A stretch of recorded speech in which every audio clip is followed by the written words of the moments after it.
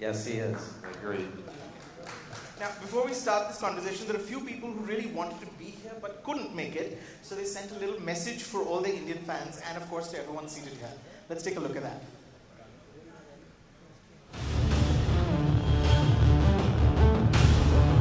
Namaste, India. Hey, India. Hello, India. We're so excited for you to see our new film. The Grey Man. An amazing cast, amazing directing duo, Dhanush in his first Hollywood stint. and loads of action sequences. What is not to love? Sorry we couldn't be there with you today, but The Grey Man Drops on Netflix on July 22nd. It's going to be one hell of a ride.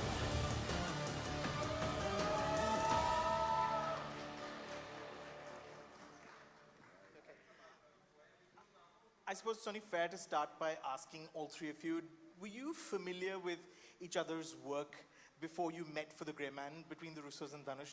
Were you familiar with Dhanush's work, and Dhanush, were you familiar with theirs? Of course, everybody knows them. Yeah, and we actually became familiar with Dhanush's work as we were sort of developing The Grey Man. We do a lot of research in terms of what we can do with the action, what we're aspiring to do, and we have a wonderful creative team and a stunt performing team that we work with as we develop those ideas. And many people on that team would start to show us videos of Dhanush over time, and sort of as examples of really, really fascinating action and cool ideas to do. And as Joe and I kept watching Dhanush in these clips, we started thinking, well, why are we just looking at him as a reference? Why don't we actually ask him if he wants to be in the movie? And to our great surprise and pleasure, he did. So we had a fantastic experience with him. Dhanush, were there specific films of theirs that you were a fan of? I mean, of course, Infinity War. I mean, and if you have kids at home, you will know the Russos, right? Of course. So my kids are big fans. We've all gone to theaters and watched such, the true meaning of larger than life experience, and it's amazing to have had an opportunity to, work with them. It's great. Sure. Do we owe it to your children that you said yes to being in The Grey Man? No, just owe it to yourselves. To Anthony and Joe, when you go in to make a new action film, right after you make two of the biggest superhero films ever, how do you approach that, specifically the action? One would imagine that you've pretty much done everything that you wanted to, done everything that you had in your mind. How do you approach a new action film when you get off those films? Well, this movie was an incredible opportunity for us because, look, we've been working in the realm of fantasy and science fiction with the Marvel films, and there's different rules to how those universes work, and I mean, look, that's part of the great fun of making those movies, is you're dealing with a fantasy realm. I mean, the challenge for us on this movie was going from those movies where, like, so much was possible. You can go to outer space, you can go to other dimensions. All of a sudden now we're dealing with something that more resembles our actual real world. And of course, even though the story is a heightened story, it still tries to behave according to the laws of physics and in a way that's recognizable to us as something sort of plausibly real in our world. So having to deal with those different rules, those are limitations, but limitations are always very good for creativity because it forces you to become inventive within the restrictions of the limitations. So that was the great thrill for Joe and I, was just to be able to deal with a different set of rules, a different world that we were building in this movie. Right. Joe, did you want to add to that?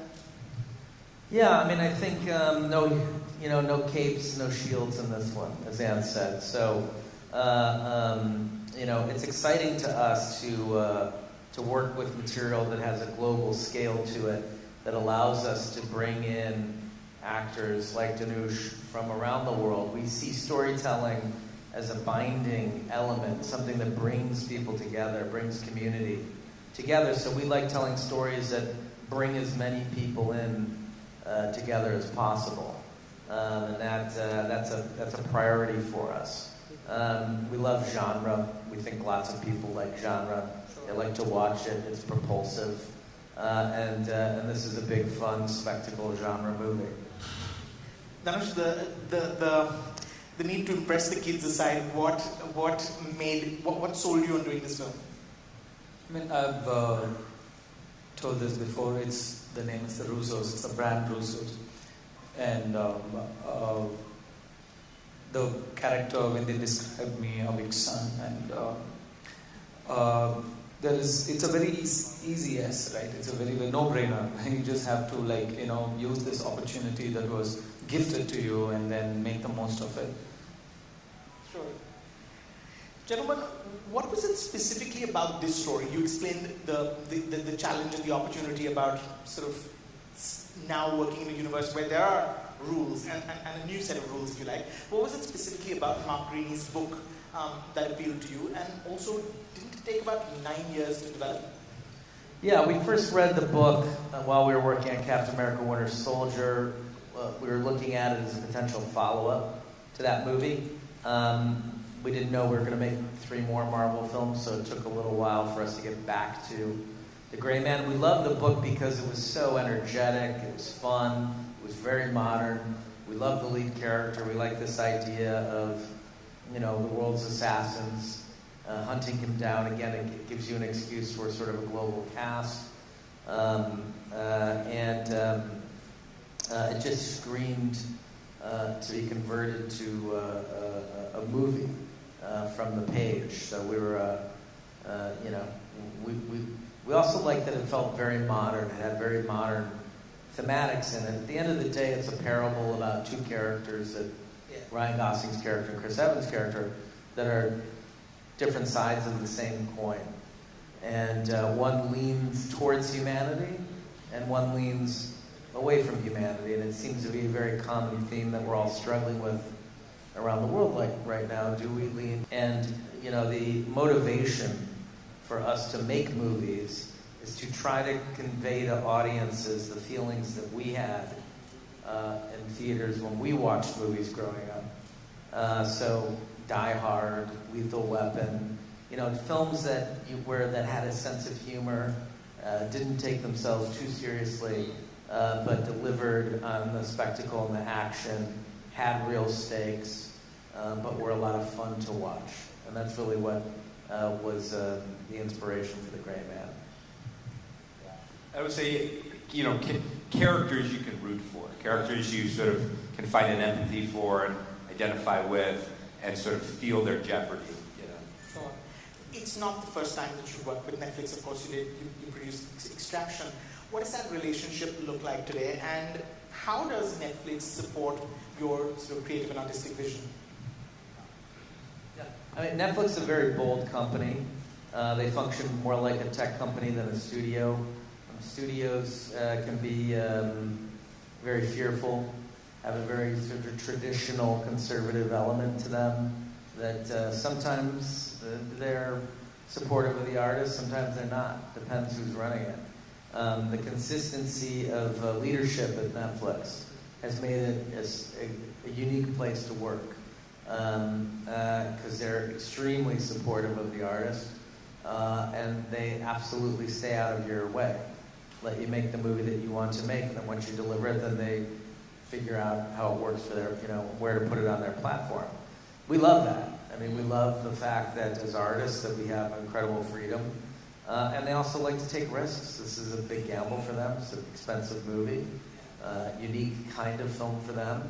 But like with Extraction, I think that their audience is a global audience, and global audiences really like action movies. Right. It's sort of the universal language. And so I think this is a great marriage, because Anthony and I also love action movies. So I think working with them is very complimentary for them and us.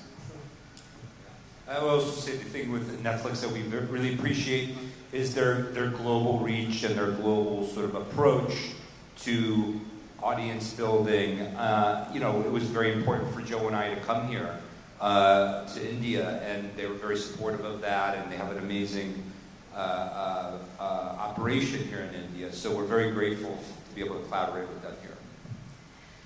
Dhanush, your character in The Grey Man, the lone wolf, is this mysterious sort of figure who comes in from the cold.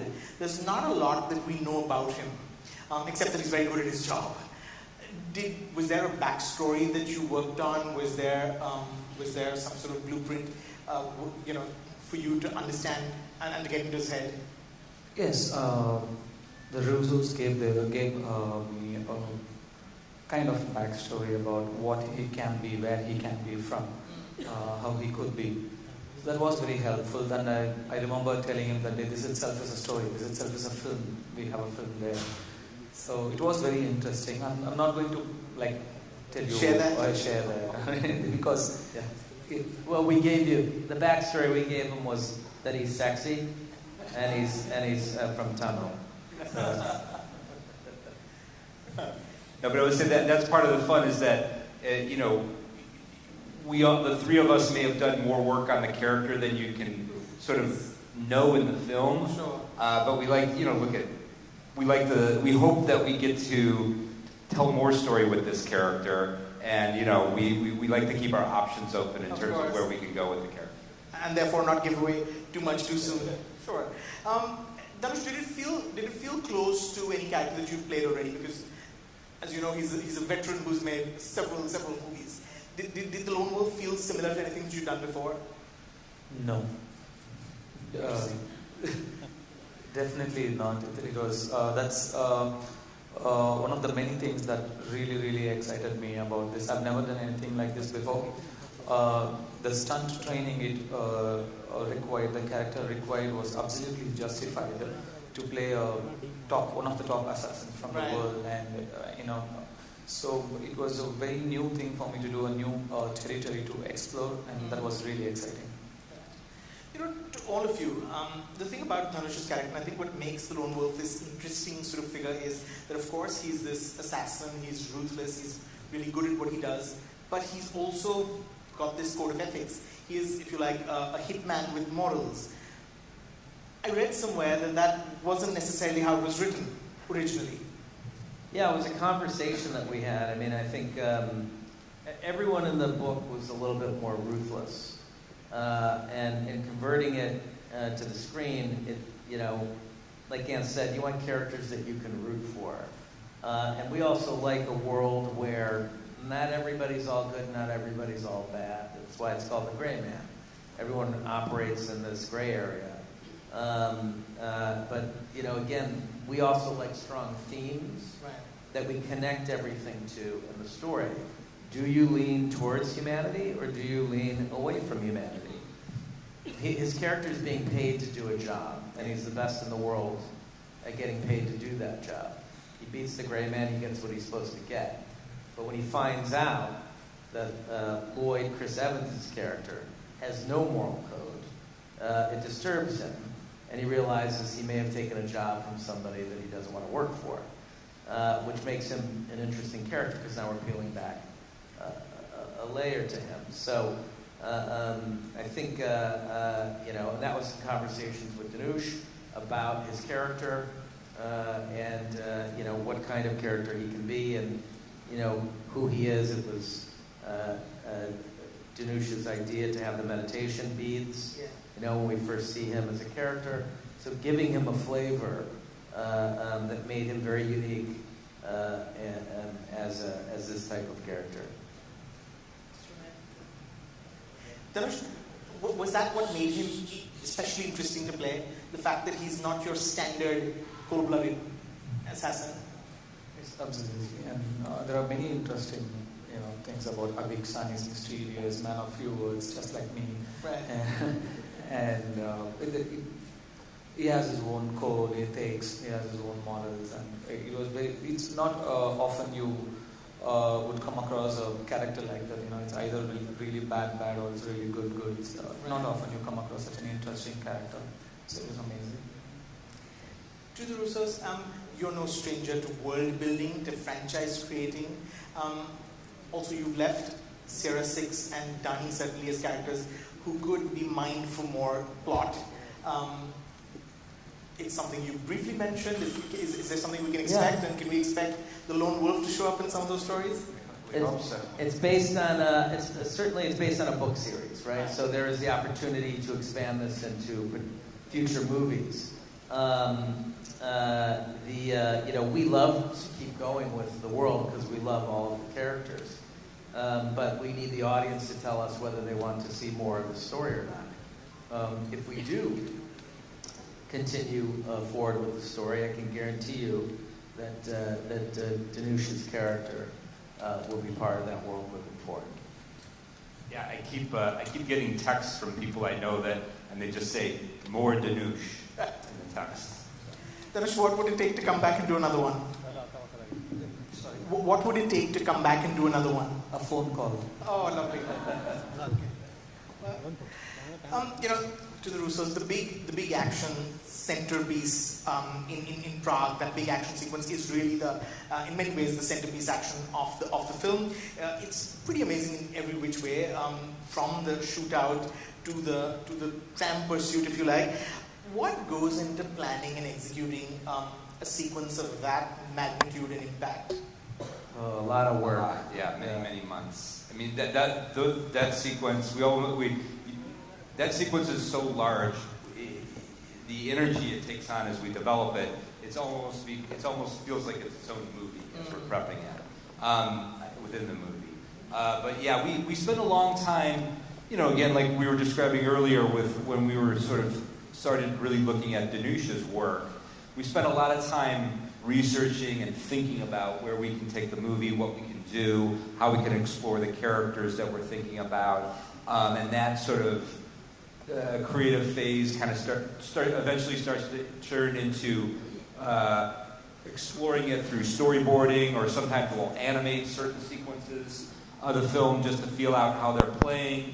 We'll also get together with our stunt team and we'll stage certain sections of the action that we're thinking about, like in a gym, and we'll shoot it and we'll edit it together. So it's almost a process of us making the movie before we make the movie. Because action is so hard to shoot and hard to execute. When you get there on set, the crew is massive. Sometimes you're using a location that includes like a major city square in a big busy city. You're asking for trams and all kinds of things. So you have to be highly organized by the time you get there. So we go through an exhaustive process of knowing how the sequence can work best and what the sequence should be before we get there. How many days did it take to shoot? Is it true that you shut off the city square for a week?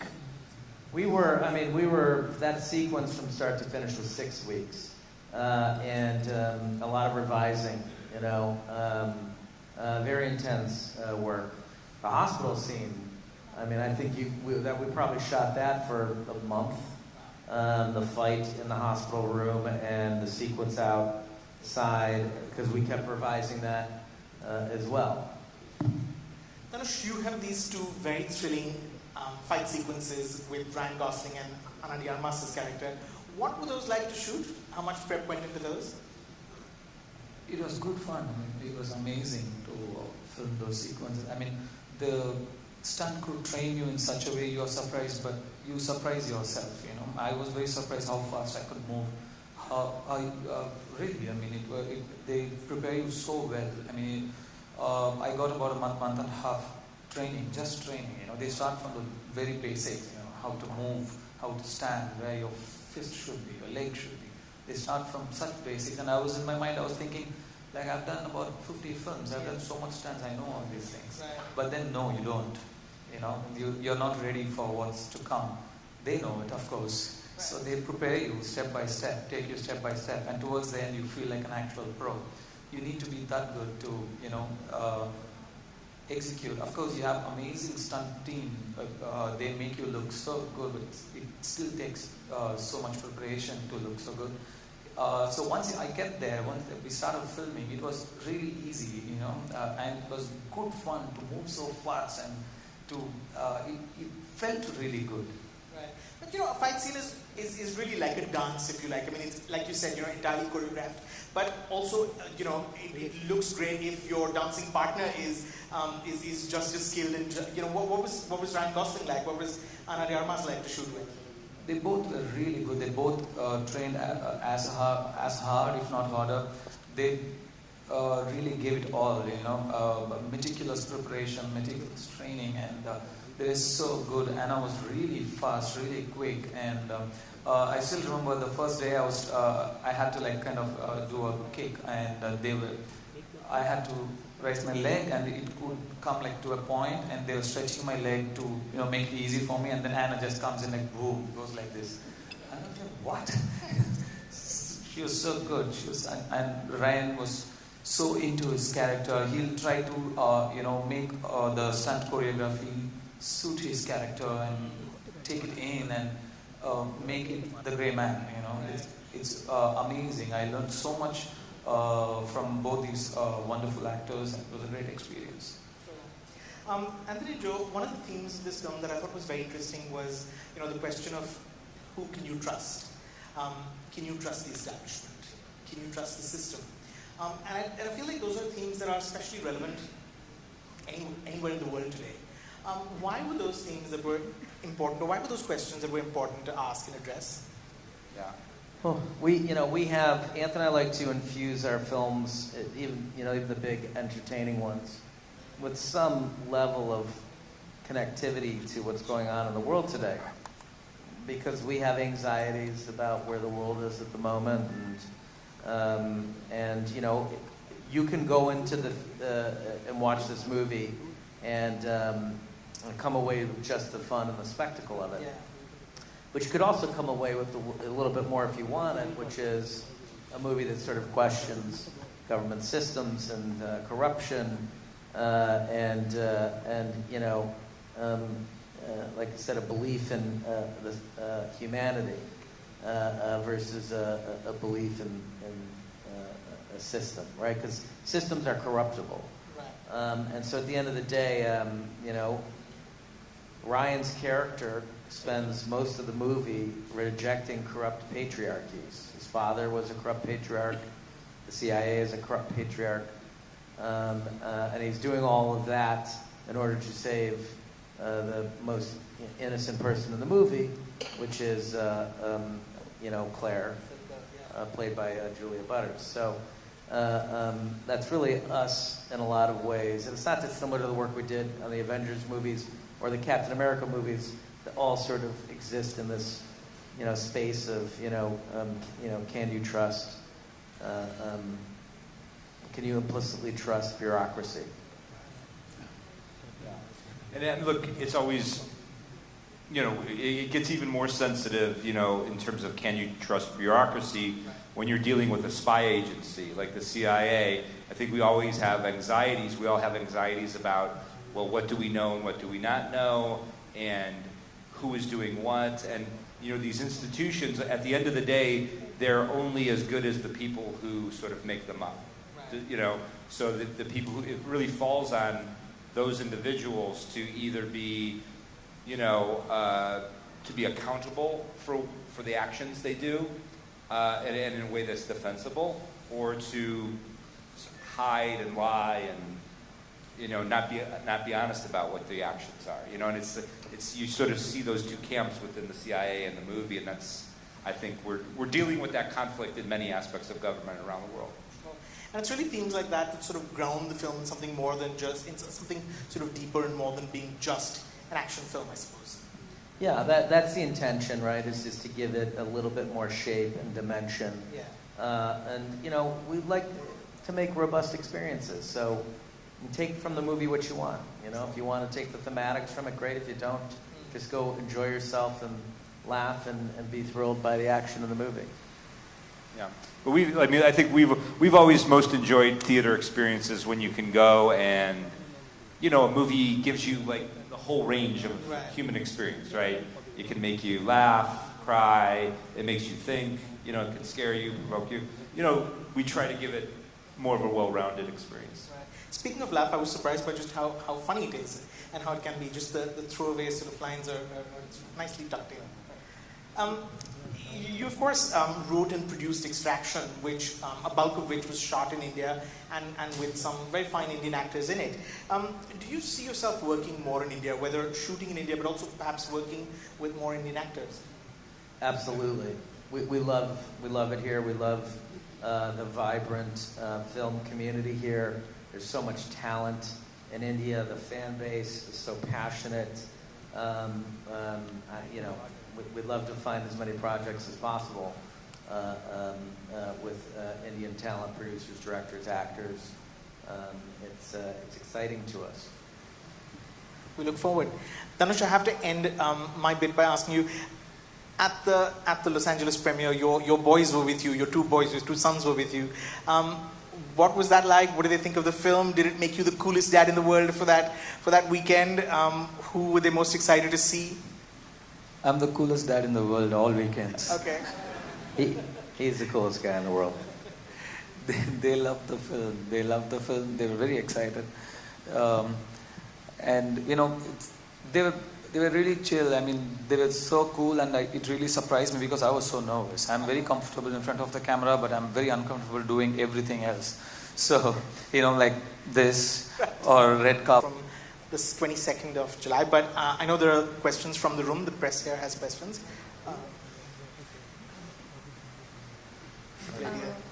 Hi guys, this is Monica from Bollywood Hangama. Nice to meet you. We met a couple of weeks ago virtually as well, Joe, and I had seen you during Infinity War. So nice to see you again in India. Good to see you. First and foremost, congratulations on the movie. What I do want to ask that it's been 10 years in the making. This project has been in the making for 10 years, and it's been one of the ambitious projects of Russo brothers. So what has been your takeaway as filmmakers? Has it been like too big that you did not imagine it will become this big? And as filmmakers, is it something, a learning experience that you take it forward? And for Dhanush, there's been massive support for you throughout the country and abroad as well. The fact that you are in this project, how are you taking this, and what's been your experience like working here? I mean, for us, look, we love ambitious movies. We grew up on them, and we love the scale of this. But I think it's also an origin story, so we probably took it a little easy. I think if we do a Gray Man 2, it'll be even bigger than this. The love and support from all around was very overwhelming. I was very touched and humbled, and I was very happy to see it was very, very well received, and I read so many nice things about our big son. It is everything that an actor could ask for, unconditional love and support from the audience, and a good critical acclaim. So it's amazing to be a part of this entire journey. I will say this to your question, the time we've been developing this, we've been shooting a lot of other movies that have action, and we've been developing more of a team that we work with, collaborators that we work with, who allow us to be able to achieve these things. So it's funny, over time our team just gets better and better and stronger and more experienced. So I feel like we become capable of doing more and more over time. So it's exciting to think where we can all go next with the Gray Man. Thank you. The lady there, yeah. Hi, this is Karishma from Pink Villa. I have more of a unserious question. One of the funniest lines in the film was the Ken doll reference, which Chris Evans makes for Ryan Gosling. So was that an impromptu thing? Did you all know that he was in Barbie and you all added that? What's the story behind that particular line? We like to think that we manifested Ryan Gosling playing Ken in the Barbie movie. I mean, for as bizarre as it sounds, yeah, that was before anyone knew anything about the Barbie movie, us or Ryan or anybody. I think we could tell that Ryan had a lot of Kenergy, and that he was ready for a Kenaissance. So.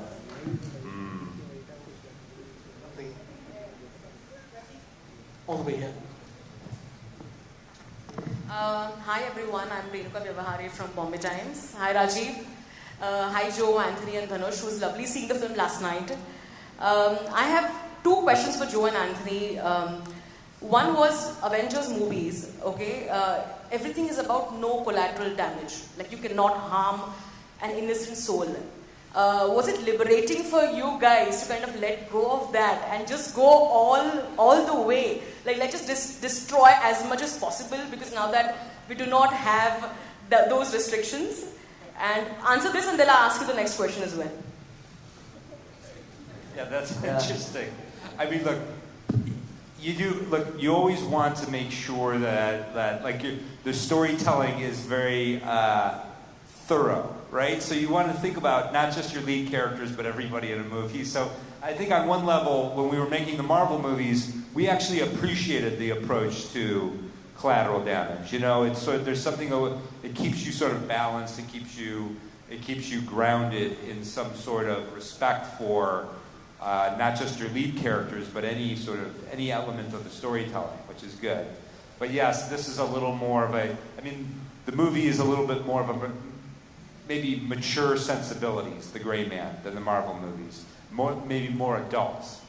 And because of that, it can get a little harder in terms of what the world is and how harsh the world can actually be.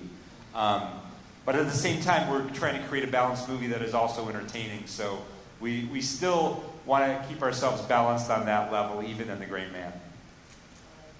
And my second for Joe, I think, is the whole thing about, I think Karishma addressed this question, but Chris Evans' character, I think it was something else because Chris Evans in white, tight pants and a mustache and him talking about sexy Tamil friend and referring to Ryan Gosling as cute, cupcake, pumpkin. I think you guys had absolute fun making that character, isn't it? We did, and I think Chris had a lot of fun with it. I mean, he's supposed to be this flamboyant sociopath who is the opposite of the Gray Man. He likes to he likes to draw attention to himself when he walks into a room. He's a chaos maker. He doesn't like to think things through. He operates on instinct. He's very violent, and he doesn't care who's standing in his way. And I think that's what Dhanush's character realizes near the end of the film is that he's gotten he's working for a complete madman, and especially when he starts talking about killing a small girl. The character is meant to be reminiscent of some extremist philosophies that are populating the world today.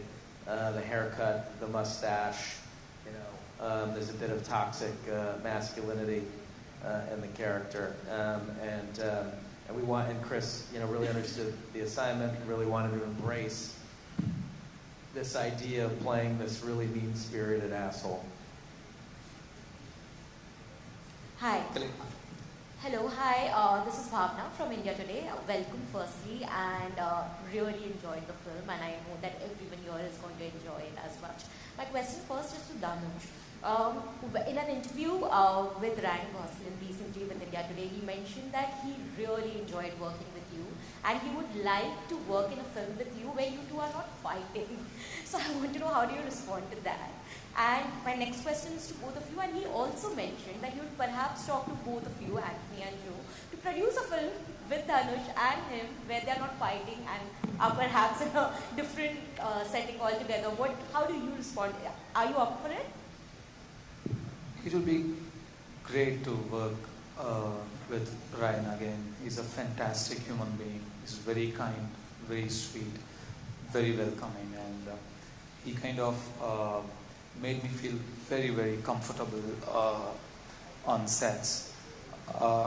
And we have amazing mutual respect for each other, and it will be really, really great to work with him, regardless whether we are fighting or not fighting with each other. But it will be great to work with him again. Maybe a road movie where they have to travel across India. I'm just coming up with it. I don't have the plot yet, but I think Netflix should just tap on that idea right away. But thank you so much. a comedy. Thank you. Hi, Dhanush. This is Sonal from News 18. There's always been a debate about Bollywood and South cinema, and you've also kind of time and again mentioned that you're always referred in articles as South Indian actor, rather you should be referred as an Indian actor. Was it necessary for your character to be referred as a sexy Tamil friend or a Tamil friend, getting into it? And because it had a name like Avik Sen or Lone Wolf. So It's not absolutely necessary, but there's nothing wrong in it. There is it's like more details. The more the details, the better. Russo told me, the more the flavor, the better. So we were just trying to add a little more flavor, and I don't think there's any harm in saying he's a Tamil guy from India. So it's absolutely fine. But yes, I do. I have some what to say. I'm not. I would appreciate if they collectively call us as Indian actors rather than South actors, North actors. The world has shrunk, and the borders have, the lines are like, they're fading, and this is the time to, come together and make this one big industry. This is a huge industry, and it'll be really great if we function together and make movies for everybody, not just South audience or North audience. It's not regional film, it's a national film, not regional films. Every film is a national film. People watch South films, we watch North film. Every film is for everybody. Especially with the digital platforms, now everybody has easy access to watch everybody's work. Talents are easily seen. People can, this is a great time to be an actor as well. If you do a good job, if you do your job right, you are noticed by everybody. So it's just great. It just doesn't make sense even now at these times to mention me or anybody as South actor. We're just actors from India, Indian actors. Wise words to end with. I'm told that's all the time we have. Thank you, gentlemen. Thank you, Anthony. Thank you, Jill. Thank you, Dhanush. Thank you, everyone, for being an incredible audience. Thank you so much. Thank you. And we'll do pictures now. Thank you, gentlemen. We'll do some. Thank you. I just want to say I'm sorry. I'm sorry if I was doing this the whole time, but Amir Khan was very gracious to host us for dinner last night, and when we were leaving, he gave me what was it called? How does it? Pan. So I have beetle leaves stuck in my teeth. Something to take back with you. Yeah, still stuck in there. Thank you, Joe. Thank you. Thank you all. Okay. Thank you.